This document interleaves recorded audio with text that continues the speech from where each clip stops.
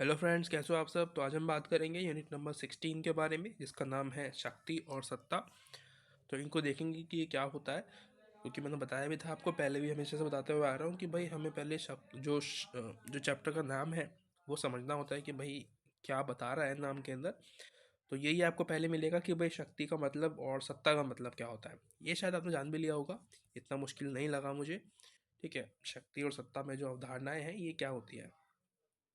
देखो, शाब्दिक अर्थ तो आपको मतलब इजीली दिखाई दे ही रहा होगा कि भाई शक्ति मतलब ताकत। ठीक है, पावर। और नियंत्रण करने की क्षमता। नियंत्रण करने की क्षमता से मतलब यहाँ पे क्या है, ये देखो, ये वाला जो लाइन लिखी हुई है ना यहाँ पे, ये उसी को बता रही है कि भाई आप किसी और व्यक्ति को पैसों के द्वारा, ठीक है, आपके पास बहुत सारा पैसा है तो आप किसी को कोई भी काम करवा सकते हो पैसे के दम पे, क्योंकि आपके पास पैसा है।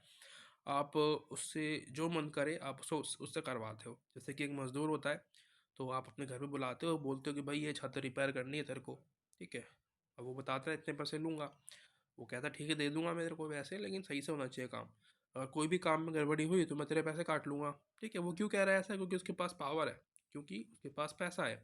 ठीक है, पावर से पैसा आता है। या फिर पावर को आप ऐसे समझ सकते हो कि भाई उस व्यक्ति के पास बहुत सारी शक्ति है। ठीक है, वो बाहुबली है एक तरीके से, तो उसको भी हम शक्ति कहते हैं कि भाई वो डरा के किसी को अपना काम करवा सकता है ना। जैसे कि किसी के गेट के सामने गाड़ी खड़ी है ना, गाड़ियाँ खड़ी रहती हैं, कभी कोई कर देता है तो वो क्या कहता है सामने वाला, जो जिसका घर होता है, कि भाई हटा यहाँ से गाड़ी, बताओ तेरे को अभी मेरे घर गेट के सामने गाड़ी खड़ी कर रहा है, निकलने की जगह नहीं है, इस तरीके से। तो ये क्या है, ये भी एक शक्ति का एक तरीका है शो करने का, है ना। कि भाई, या फिर कुछ लोग ऐसे होते हैं जो कि भाई किसी और के घर के सामने खड़ी कर रहे हैं, वो कोई मना कर रहा है उसको, तो वो उसको उल्टा डांट रहा है। इसके घर के सामने वो गाड़ी खड़ी कर रहा है, उसको उल्टा डांट के आ रहा है कि भाई क्यों हटाऊं मैं गाड़ी, तेरी बाप की सड़क है, इस तरीके से बोलते हैं ना। तो वो भी एक तरीके से शक्ति है, उसके पास पावर होगी, वो पैसा होगा, या फिर उसके पास शारीरिक क्षमता होगी, इसलिए वो ऐसा कह रहा है। ठीक है, तो ये भी हो सकता है। इसको भी हम शक्ति कहते हैं, यानी कि नियंत्रण करना किसी और को। ठीक है, ये भी शक्ति होती है, और एक तो ताकत होती है व्यक्ति के अंदर। देखो, यहाँ पे बेबर ने दो तरीके की शक्तियाँ बताई हैं। ठीक है, दो प्रकार की पारस्परिक शक्तियाँ बताई हैं, यानी कि जो स्रोत हैं वो बताया कि कहाँ कहाँ से शक्तियाँ आती है। सबसे पहले, आपके पास अगर पैसा है, आपकी आर्थिक व्यवस्था ठीक है, तो आपके पास शक्ति आ सकती है। दूसरी शक्ति आती है आपके पास जब आपके पास अच्छा ओहदा होता है। ठीक है, किसी ऑफिस पे, या जैसे कि ये किसी कोई ऑफिस है, तो यहाँ पे आपके पास आप मैनेजर हो। ठीक है, तो आपके पास पावर है, और लोगों को डांटने की, कमांड देने की कि भाई तू ये वाला काम कर, तो ये वाला काम कर, तो ऐसी भी शक्ति आपके पास आ सकती है ना। जब आपके पास किसी ऑफिस में कोई बड़ा ओहदा होता है, ठीक है, तो आपके पास एक पावर होती है, लीगली पावर होती है कि भाई आप किसी भी व्यक्ति से कोई भी काम करवा सकते हो। तो ये भी एक तरीके से, दो तरीके यहाँ पे बता रखे हैं मैक्स वेबर ने कि भाई दो तरीके की शक्तियाँ यहाँ पे आपको मिल पाती हैं। ठीक है, जो रिसोर्सेस हैं शक्तियों के, वो दो तरीके से, या तो आपके पास बहुत सारा पैसा हो। ठीक है, अगर पैसा नहीं भी है तो आपके पास अच्छा ओहदा होना चाहिए, पद होना चाहिए किसी भी स्थान में, ताकि आप किसी से भी कोई भी काम आसानी से करवा सकें। तो ये भी एक तरीके से शक्ति की एक अवधारणा हो सकती है। ठीक है। उसके बाद आता है सत्ता। सत्ता बेसिकली एक लीगल प्रोसेस समझ सकते हो आप इसको, कि भाई अथॉरिटी है मेरे पास, है ना। यानी कि जैसे कि एक नौकर और मालिक के बीच में जो एक सत्ता होती है, कि भाई मालिक जो है वो पैसे वाला है, उसने उसको काम पे रख रखा है, तो वो उसका पूरा हक बनता है उसको काम कराने का, गाली देने का नहीं, धमकाने का नहीं, मारने का नहीं बनता, काम कराने का। चाहे वो उससे कुछ भी काम करा सकता है, कि भाई यहाँ से पे झाड़ू मार दे, ये साफ नहीं लग रहा, इस तरीके से ना। तो ये एक सत्ता इसको भी कह सकते हैं, राइट।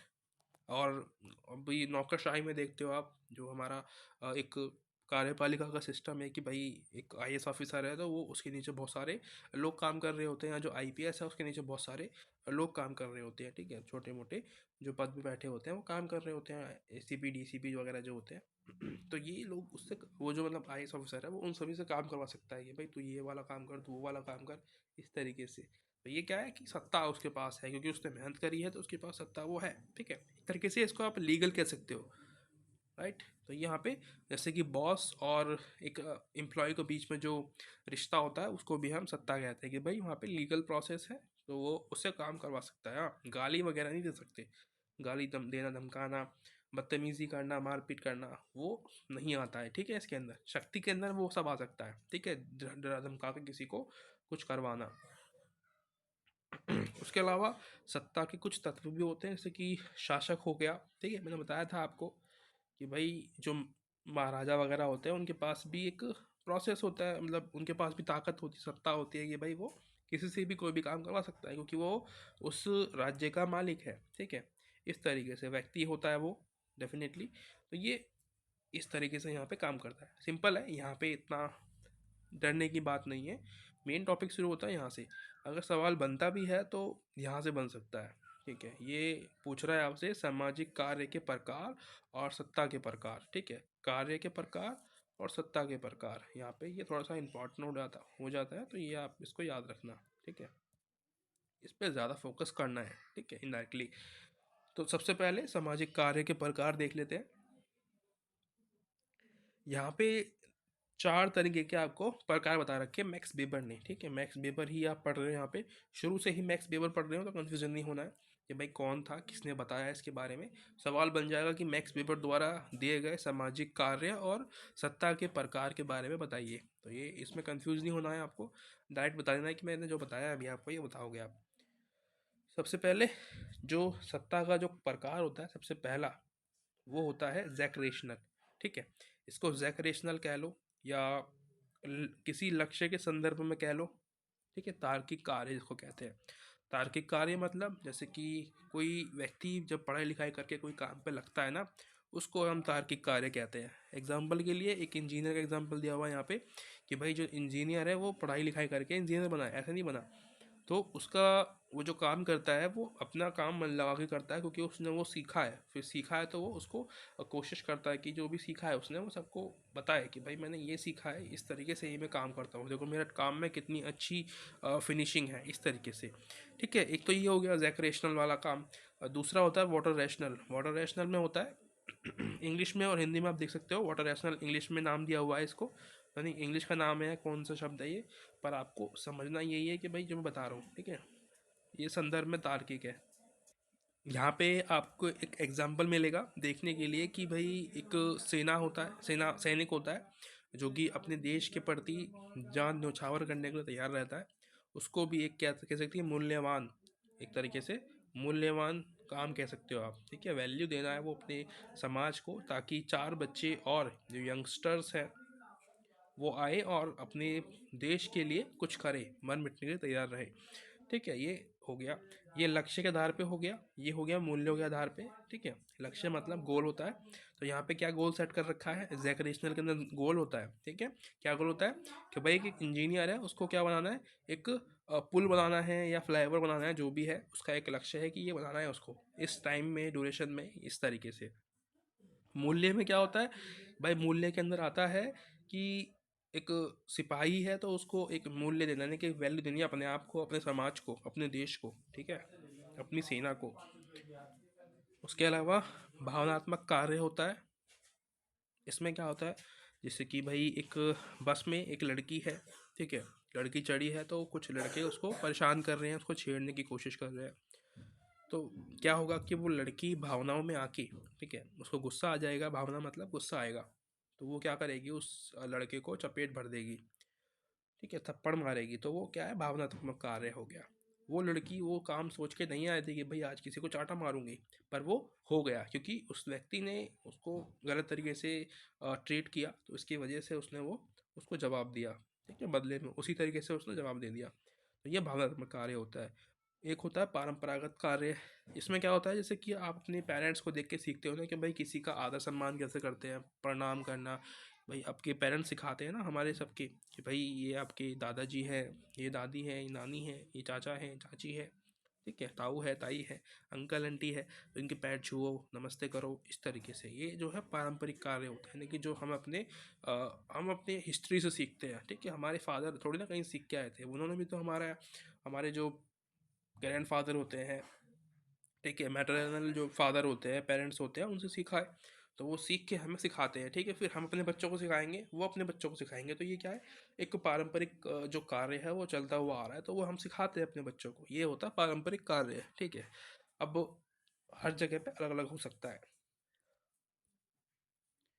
उसके अलावा यहाँ पे ये पहला हो गया, ठीक है, ये वाला आपका पहला पॉइंट हो गया, ये पहला पॉइंट बन जाएगा आपका। सेकंड पॉइंट बनेगा आपका सत्ता के प्रकार, ठीक है, कि भाई जो टाइप्स होते हैं पावर के या फिर डोमिनेशन के, वो क्या क्या होते हैं। पहला होता है पारंपरिक सत्ता, करिश्माई, तार्किक वैदिक सत्ता। इनके बारे में हमने बात कर ली है। इसका एग्जाम्पल आपको यहाँ पे भी दिया हुआ है इस फोटो के अंदर, ठीक है। ये हो गई पारंपरिक सत्ता, ठीक है, ये हो गई आपकी तार्क विधिक सत्ता, लिखा भी हुआ है यहाँ पे देखो, ये जो बॉक्स मैं बना रहा हूँ इसमें लिखा हुआ है, ये पारंपरिक है, ये तार्किक है, और ये करिश्माई है। कि भाई जो गांधी जी है, इन्होंने एक आंदोलन किया और ये सबकी आंखों में आ गए, ठीक है, और सबके प्यारे बन गए। इसको करिश्मा सत्ता कहते हैं। इस तरीके से मैंने आपको एग्जांपल दिए थे सबके, कि भाई जब कोई व्यक्ति, ठीक है, जैसे कोई बाबा होता है, एग्जांपल में बताया था मैंने आपको कि भाई कोई बाबा है, उसने कोई काम किया, कोई जादू दिखाया, तो वो करिश्मा से रातों रात, जब कोई व्यक्ति रातों रात रोडपति से करोड़पति बनता है, तो उसको करिश्मा सत्ता कहते हैं, ठीक है, इस तरीके से।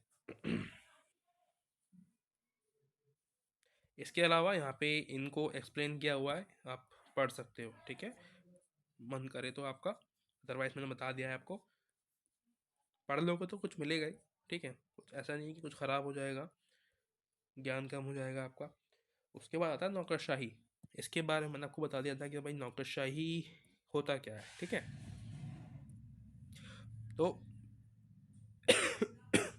यहाँ पे नौकरशाही के कुछ मुख्य लक्ष्य दिए हुए हैं, ठीक है, कुछ गोल्स दिए हुए हैं नौकरशाही के आपके लिए। जिस सबसे पहले आपको दिया हुआ है अधिकार क्षेत्रों के संबंध में। इसमें क्या होता है, जिसके पास जितनी पावर होती है, ठीक है, नौकरशाही में, जैसे कि आईएएस ऑफिसर है और एक तरफ है एमसीडी का जो नौकर होते हैं, ठीक है, झाड़ू लगाने वाले या जो भी एमसीडी में जो काम करते हैं, उन दोनों की पोजीशन में फ़र्क होता है। एक आईएएस ऑफिसर पूरा डिस्ट्रिक्ट को संभालता है, जबकि एक जो एमसीडी वाला जो व्यक्ति है, उसके पास कुछ एरिया होता है बस, ठीक है, छोटा सा एरिया होता है, उसको उसी में काम करना होता है। आईएएस ऑफिसर पूरे डिस्ट्रिक्ट को संभालता है, ठीक है। तो जितना बड़ा ओहदा, उतना ही बड़ा काम होता है उसका, उतनी ही बड़ी उसके पास रिस्पॉन्सिबिलिटीज़ होती हैं। जितना काम होगा उसके पास, उतना ही कम उसके पास पावर होगी, ठीक है। तो यहाँ पे नौकरशाही के अंदर आपको ये देखने को मिलता है।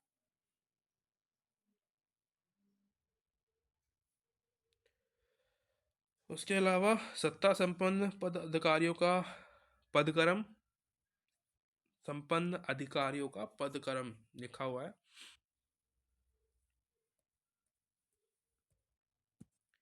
इसमें आपको बताएगा कि भाई एक स्ट्रक्चर होता है नौकरशाही के अंदर काम करने का, कि भाई जितना बड़ा अधिकारी होगा उसके पास उतने ही ज़्यादा लोग होंगे, ठीक है। नीचे वाला जो अधिकारी होता है, जो जिसके पास कम क्वालिफिकेशन है, वो किसी ऊपर वाले अधिकारी के नीचे काम करेगा, ठीक है, उसके अंडर में काम करेगा। कहते हैं ना कि आप मेरे अंडर काम करोगे, इसका मतलब ये होता है कि भाई जिसके पास ज़्यादा ओहदा है बड़ा, तो उसके नीचे कुछ लोग काम करते हैं, ठीक है।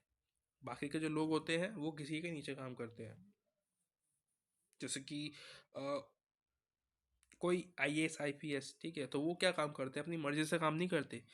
वो बेसिकली गवर्नमेंट के एक तरीके से काम करने के लिए होते हैं, जो उनको केंद्र सरकार बताती है काम करने के लिए, तो वो केंद्र सरकार के अंडर में काम करते हैं। जो भी आईएएस ऑफिसर जो होते हैं, वो सभी आईएएस ऑफिसर, आईपीएस, आईएफएस, तो उन्हीं के ही बातों पे वो चलते हैं, अपनी मर्जी से वो कुछ नहीं कर सकते, ठीक है। तो वो किसके अंडर काम करते हैं, जो सेंट्रल गवर्नमेंट होती है उसके अंडर में वो सब काम करते हैं। तो ये क्या है, सब व्यक्तिगत है, किसी के अंडर में काम करते हैं।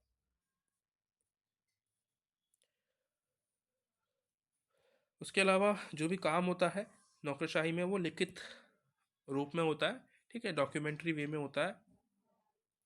और जो कर्मचारी होते हैं उनको एक प्रशिक्षण दिया जाता है, सिखाया जाता है कि भाई आपको काम किस तरीके से करना है, और उस व्यक्ति को पूरा मन लगा के काम करना होता है, सीधी सी बात, ठीक है। और इसके अलावा नौकरशाही में अधिकारी वर्ग की कुछ विशेषताएं होती है, जैसे कि उसको अपना काम जो दिया हुआ है, ठीक है, जो सरकारी नौकर है उसको अपना काम एक व्यवसाय के रूप में करना होता है, जैसे कि वो अपना ही काम कर रहा है, ठीक है।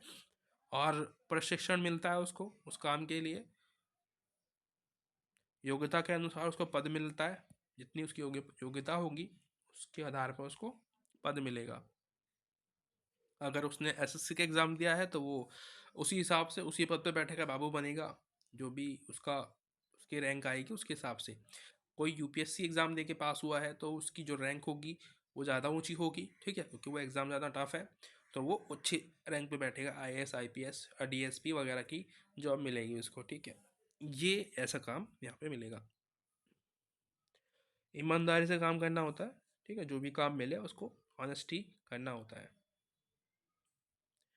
उसकी जो पर्सनल लाइफ होती है उस पर भी बहुत ज़्यादा फ़र्क पड़ता है उसकी नौकरी का, ठीक है, क्योंकि उसको समाज में ऊंचा दर्जा मिलता है ना, कि भाई कोई लौंडा है, उसके पास नौकरी है, जवान है, शादीशुदा नहीं है, तो दुनिया भर की जो एक तरीके से रिश्ते हैं उसके पास आ जाएंगे कि भाई लड़का हमें चाहिए, हमारी लड़की है, आप बात कराइए, बात करें, इस तरीके से मतलब उसका ऑर्डर बढ़ जाता है समाज में। भाई सरकारी नौकर है, इसके पास तो सैलरी फिक्स है, इसकी तो नौकरी कभी जाएगी ही नहीं, ठीक है, इस तरीके से। उसके बाद स्थानांतरण हो जाता है, यानी कि ट्रांसफ़र वगैरह भी होता रहता है। जितना ऊंचा पद होता है उतना ही अच्छा वेतन मिलेगा उसको, ठीक है, आगे बढ़ने के अवसर भी बहुत होते हैं उस व्यक्ति के पास, एग्ज़ाम वगैरह भी वो दे सकता है उसके बाद। तो बाकी ये सारा कुछ आपका हो चुका है कंप्लीट, ठीक है, चैप्टर कंप्लीट हो गया है यहाँ पे। मिलते हैं अगली वीडियो में, तब तक के लिए thank you so much, bye bye.